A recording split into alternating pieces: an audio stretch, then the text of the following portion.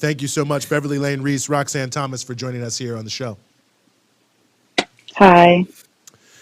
Well, Hello. Beverly, I'll start with you here. Your son, Lavell Lane, died in the custody of these officials shortly after his arrest. And, sadly, I think has not been that much in the news about this story nationally. So maybe just tell us what took place, or to the extent you know what took place. Obviously, we're looking for answers from a lot of these officials.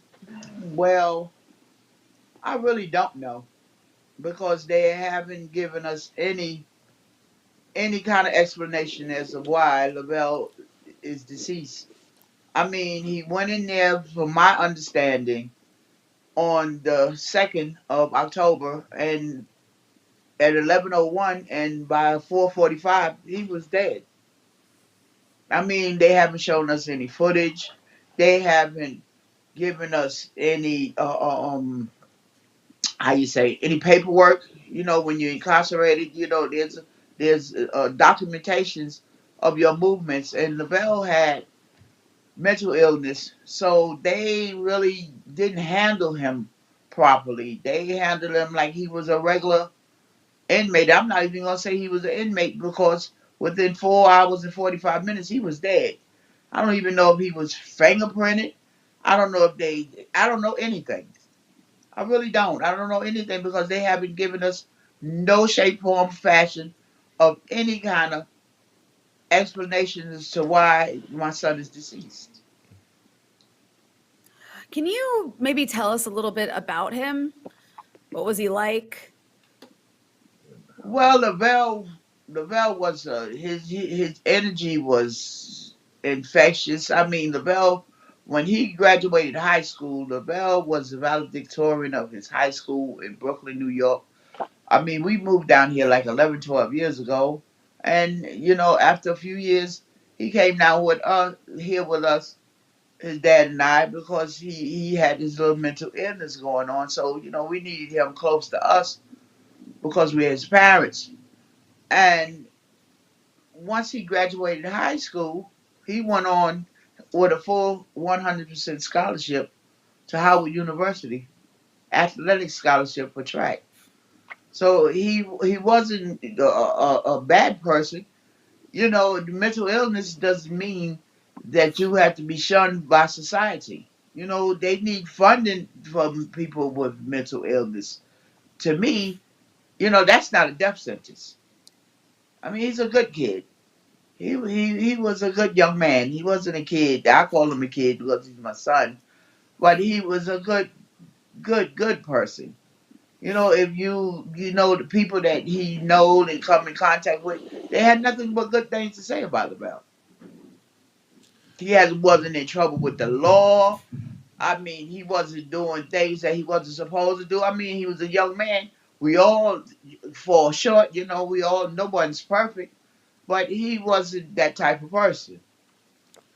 You know, Roxy, I'm curious. I mean, I think obviously for anyone who hears this story, it just feels like such a nightmarish story. I mean, as his sister, I mean, how does it feel not only to have this happen to your brother, but to be denied answers? I mean, from what I understand, the only thing that's really out yet is some sheriff posted on Facebook or something like that. I mean, talk about just that reality and the impact of it on you. Well, honestly, I'm angry because how does, like, we went through the whole process of burying him, having a funeral, and still here, right here, right now. We don't even know why. Like, yes, that sheriff, he made a crass comment saying the poor fella went to sleep and didn't wake up. But that's not what happened. Like, and if that's what happened, why are you guys not communicating that with us? He said that on someone's Facebook post that called him out about the mysterious death of a black man while in custody of Spartanburg's detention center. So, I mean, it makes me livid. I'm angry, and it's like I can't do but so much, and I have to sit back and patiently wait for them to decide, okay, here you guys go. This is what happened. Like, we don't even have a death certificate. Mm. And let me just ask you this quick follow up to that too. I mean, I don't even really know what to say about this when I read it. I mean, but he was arrested for walking in the roadway. I mean, I don't even Being a know. pedestrian in the roadway. I had to look it up to make sure that that is a legit thing here in South Carolina, and it is really it's a citation, like it's a ticketable offense, and they arrested my brother for being a pedestrian in the roadway because according to the arrest report, they said that there was a sidewalk to the right of him, so he should have been on the sidewalk. I'm curious if, like, so now you're in the situation, you don't know what happened, you're not getting answers. What are the avenues for you all to use to try to get answers? Is like, who do you go to when something like this happens? We have So obtained Sorry, I'm sorry. I we probably got should have directed that to one person at a time. My apologies. Go ahead. we have counsel behind us. We have the National Association for Racial Network. I'm sorry. it's the You National know, this Racial is kind Justice Network. yes. You know, this is kind of it's mind boggling for me. You know, right now, I mean, my mind is not totally together. I'm trying to hold it together because I don't know what happened to my son. Just as you sit there without knowing, we're in the same spot because they haven't given us nothing, nothing, nothing, nothing, and that's the hurting part. That's the hurting part. So you know, we don't know which way to go because we've never been through this situation. Mhm. So you know, the crazy questions is the ones you don't ask. So you know, I've been in touch with some people that have lost their children to police brutality, and you know, it's just a waiting game. Basically, it's just a waiting game because I don't have a law Roxanne, degree. right. You know what I mean? But that's still my son. He's Mhm. still my son, regardless. And you know, the way he was taken, he didn't die from natural causes, and I don't know why.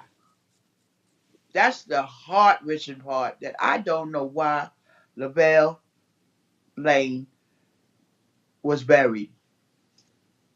That's basically that's all I can really tell you because Mhm. I don't know why. You know, we couldn't touch with SLED. We called and called.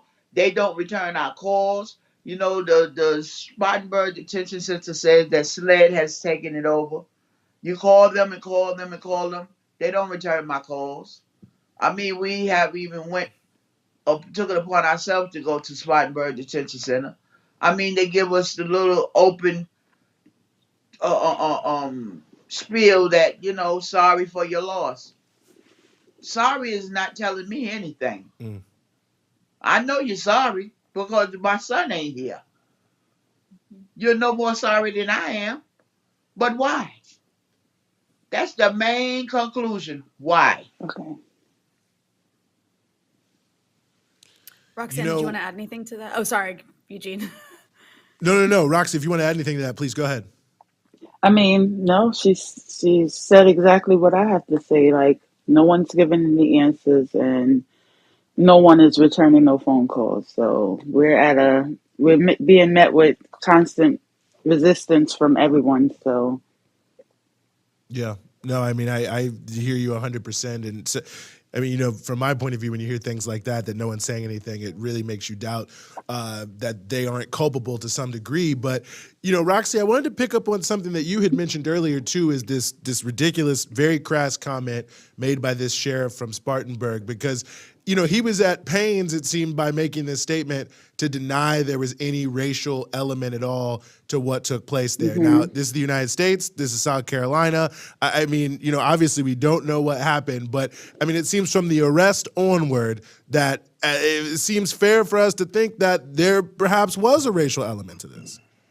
yeah, he definitely noted that at some point in the comment that what does him being black have to do with it? But we are in the South, and I mean, I'm not saying that him being black makes it the way it is, but I'm almost positive if this happened to his son or his nephew or someone else that was of a different someone else that was white, I'm going to say it like how it was, there would be more outcry and more forth, more forthcoming with what happened.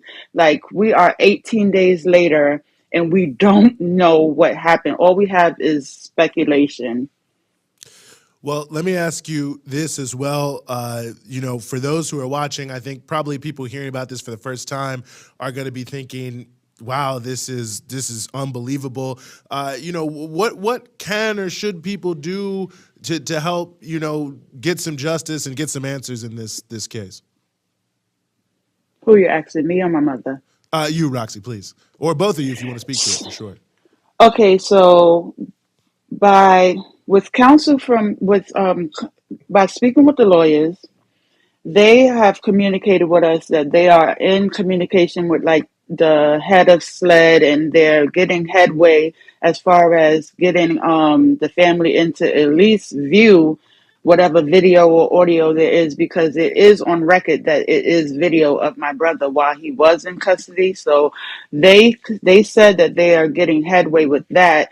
So we're trying to be patient and let the lawyers try to sort through it. But in the background, on our own accord, like my mother said, we've been to the jail. We've called SLED. We have activists behind us calling. They started a phone bank so that people can call the Spartanburg Police Department and City Council so that someone can amplify this story so that it can get some traction so that we can get some answers behind it. We had a protest in front of the jail a week after. That's my brother, right? That's one of my brothers that you see. This is at the protest. Like we had a protest and still nothing. We had a protest outside the jail and no one even came out to even say, well, at this time it's an investigation and we're like, no one came out. That's the moral of it. We did, and the last guy that you saw with the black shirt, that's who was calling out the sheriff as far as, hey, this young black man is dead within a couple of hours in you guys' custody. What do you have to say about it? He tagged him like 40 times, he said, and that's what made him respond the way that he did. Respond. But even him, we reached out to him too, and he has not gotten back to us, but he can comment on Facebook. Mm, mm. Yeah, you know what I mean? That right there is callous. Excuse me. I mean, you will respond on Facebook. Me, as that young man's mother that you took in custody, you haven't reached out to me at all. This Chuck Wright, he hasn't reached out to me, period. He hasn't sent me no condolences. He hasn't sent no chaplain. He hasn't sent no grievance. I mean, we grieving over this. We are grieving over this. I mean, I can't even express. I don't sleep at night. Mm. My son is gone, and I don't know why. And that right there is in the fact of it being in itself. You should be man enough. You're running a judicial department. You should be man enough to reach out to someone that died in your custody, to reach out to their family, to reach out to his mother. He has other siblings. He has a father. You haven't contacted nobody of the Lane family, the Lane Reese family, period. No shape, form, or fashion. You give us these. I mean, I got a call from, he was a SLED agent. Should I call his name or shouldn't I call his name? It's up to you. Well, anyway, I got a call from a SLED agent. They gave me his number, and he told me it was under investigation, and it would be 6 to 8 weeks approximately that I would be able to view the video footage. Why would I have to wait so long to view the video footage? You've seen it. The coroner's seen it. Why can't I see it? What does me viewing the video of my son being confined in your jail have to do what you doing investigation? On my side, it just seems like culpability to me. Like they're trying to get their story together or whatever it is, because I just don't understand how someone is dead and the family just doesn't know why. They talking And about I'm not going nowhere. toxicology, autopsy, craziness. They did an autopsy before they even knocked on the door and let us know that, one, he was in custody, and two, he was dead. Mm. They So did an autopsy. The coroner knocked on my door at 10 a.m.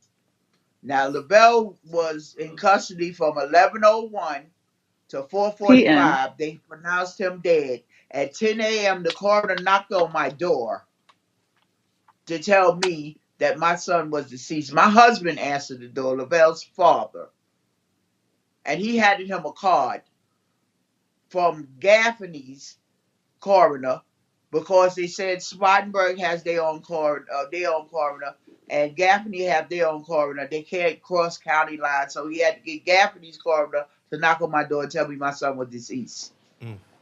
That's about And then far as it went. when we asked why the autopsy was done so fast, the coroner's response was everybody was in place at the time, so they just went ahead and did it. Wow. Whatever that means. Well, I really They didn't appreciate ask you me, did both. I Go ahead, want an Beverly. autopsy? Suppose I didn't want you cutting on my son. Mm-hmm. I didn't get a chance to identify my son's body. I mean, I don't know nothing about this because this is new to me. But I thought when people deceased and passed, their family's supposed to come identify them. I did not see my son till the day before I put him in the ground. The day before. And the Spartanburg coroner told me that in order for me to see my son, the funeral director that picks him up, whatever funeral director that we choose to pick up his body and take over, it will be to their discretion whether I see him or not. Mm. Wow. Well, I really appreciate both of y'all. I know this is a very, very tough time, and we're glad to be able to put some spotlight on this, and we're going to keep following I ain't his stopping. story. His death will not go in vain. I ain't That's right. stopping. Mm-hmm. I'm not stopping. I'm not stopping for the mental health. I'm not stopping for the police brutality. It's just enough is enough.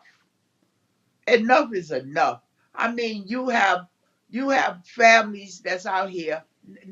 I'm not just speaking for me. I'm speaking for those that have went through this, and I'm pretty sure I can just bet my life that it will happen again, because this is a vicious cycle, and somebody got to stand up. Either you stand for something or you fall for anything. And I'm going to stand up for Lavell. That's I'm right. going to stand up for him, and I'm going to speak up for him because Mm. it's not right. Come to us and have some accountability. That's what I'm seeking. Accountability. Beverly Lane Reese, the mother of Lavell Lane, Roxann Thomas, the sister of Lavell Lane. We thank you both so much for being with us here on the Freedom Side. Thank Appreciate you you for having having us. us.